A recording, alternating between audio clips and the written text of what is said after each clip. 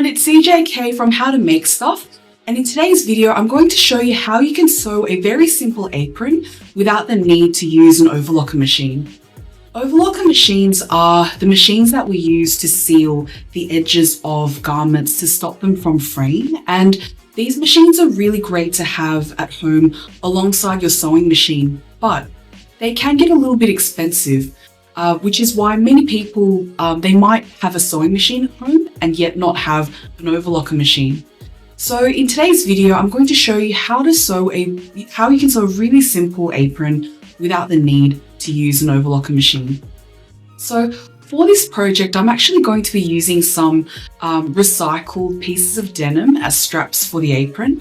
And these were actually saved from a really old project from an old pair of worn out jeans that were going to get thrown out anyway. And I like using items like this because it gives your project a little bit of a quirky touch, but also saves the fabric from going out into landfill, which is always a great thing. Now, for those of you who want to give this project a go, I've actually included a link in the description below where you can download a sewing pattern for this apron as a printable PDF. So go down there, check it out, have a bit of fun, and without any further ado, I'll get straight into it.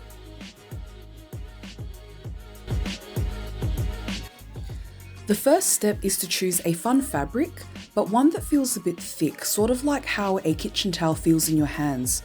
This is so that if you get anything on you, your apron won't be too thin and will be able to protect your clothes.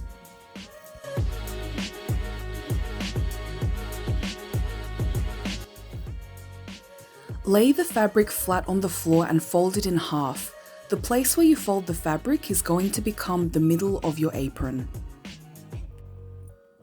Before I go on any further, if you are getting value out of this video, please hit the like button, as that would help me immensely to get more views of this video, and also consider subscribing to this channel for more tutorials like these. Once you are happy with the placement of your fabric, place the pattern for the apron on top of your fabric and make sure that the fold of the fabric lines up with where it says fold on your sewing pattern. For those of you who would like a copy of the sewing pattern I'm using in this video, I have included a link in the section below where you can download a PDF copy of this sewing pattern and print it off to use at home. The next step is to mark your sewing pattern onto your fabric, and these are some options you can use to mark your fabric. I have in my hands here a washable fabric marker I bought from Daiso, an HB lead pencil, a fabric marking pencil, and a piece of chalk. You can use any of these and it should be fine. The option I'm going with today is the HB pencil. There's no particular reason for this, and any of the other markers would have been just fine as well. I'm just carefully marking my fabric up with my HB pencil.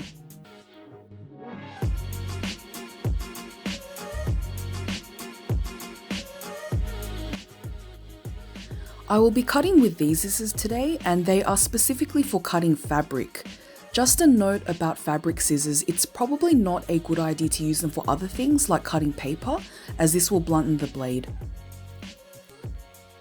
I am now going to use these fabric scissors to cut carefully along the lines that I've marked down with my HB pencil.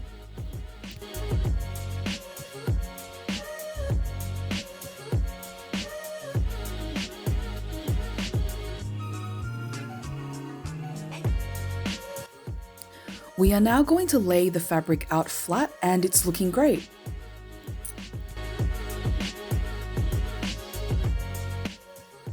The next step is to draw a curved line that is 2 centimeters away from the curved edge of the armhole edge.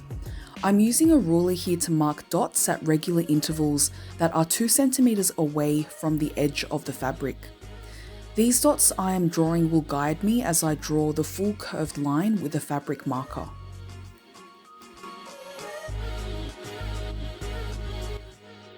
It should then look something like this, where there is a curved line drawn around the fabric edge, which is consistently 2 centimeters away from the edge all the way around.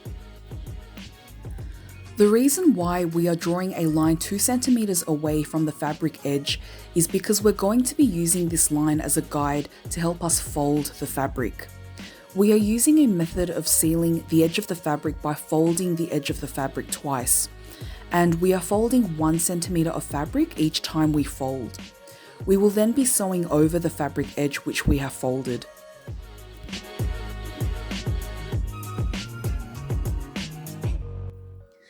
Now that you have folded 1 centimeter of fabric, ironing it down, you need to fold 1 centimeter of fabric down again and iron down. It is important to iron your fabric down each time so that it stays in place while you are sewing the fabric.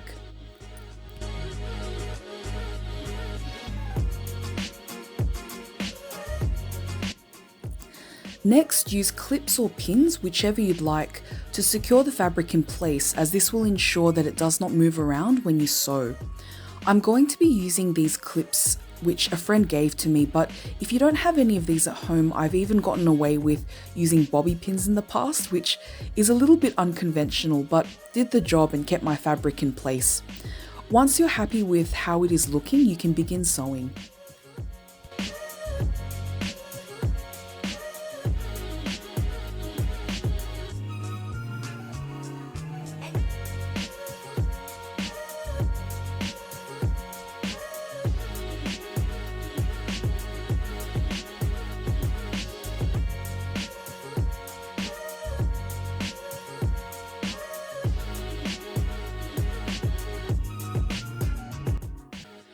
As you can see here, I've sewn it close to the edge of the border, leaving about a 1mm gap, but if you're a beginner sewer and find it difficult to aim for this position, sewing your fabric right along the middle of this 1 centimeter border should do just fine.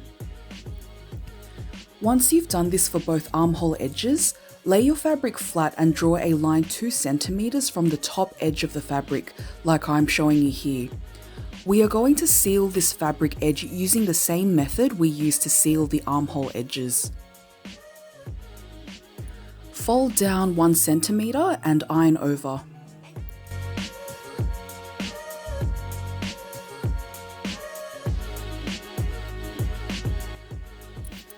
Fold it down 1 centimeter once more and iron over again. I'm now going to create my neckband. I'm going to cut my denim strap to a length of 49 centimeters for my neckband, and the width of the band I'm using here is roughly 3 centimeters. If you don't have denim straps, you can use anything that's a similar size, texture and shape to use for your neckband. One idea could be some leftover fabric you have lying around which you can sew into a band.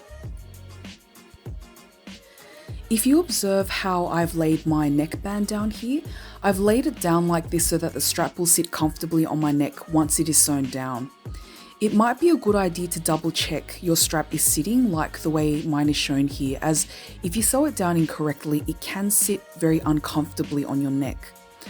I'm now just pinning it in place and also making sure the strap is inserted in the location I'm showing here. This is important because if the strap is sewn too close to the edge, it will become too thick for your sewing machine to sew and could potentially break your sewing machine. So once you are happy with the position of your straps, you can pin the rest down.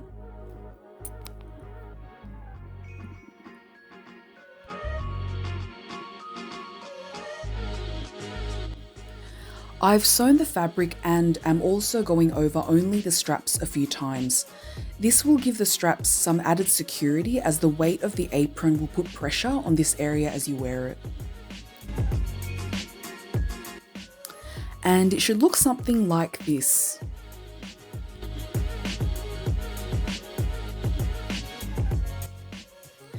Again, I've sewn very close to the edge, but if you're a beginner sewer, folding right through the middle should be a bit easier to do and will secure the garment just fine as well.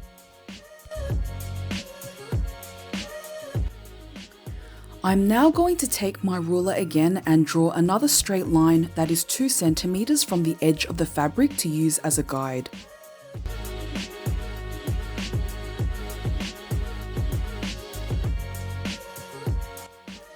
I am folding 1 centimeter and ironing and folding 1 centimeter again and ironing again, just like I've been doing with the other edges.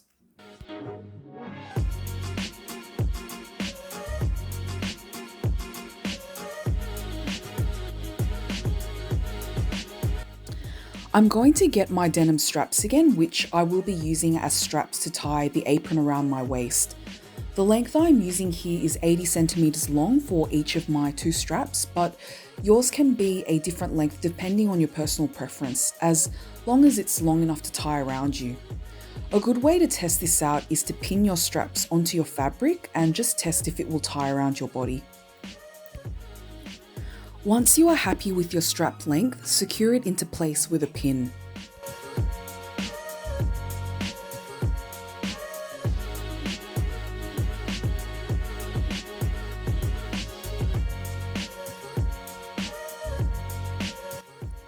And then sew it down.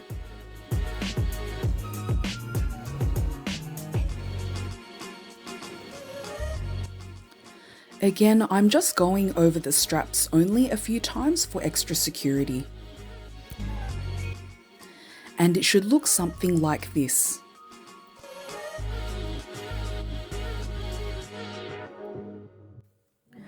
We are going to draw another line 2 centimeters from the edge of the fabric to use as a folding guide. We then fold 1 centimeter of the fabric and iron down, and fold 1 centimeter again and iron down again.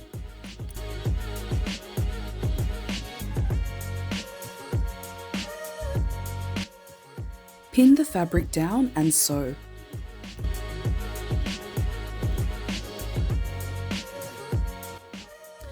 Once completed, your apron is now ready to use. If you have any leftover fabric lying around from making this apron, another thing you could try is using the scraps of fabric you have left to add pockets onto this apron. It's just an idea.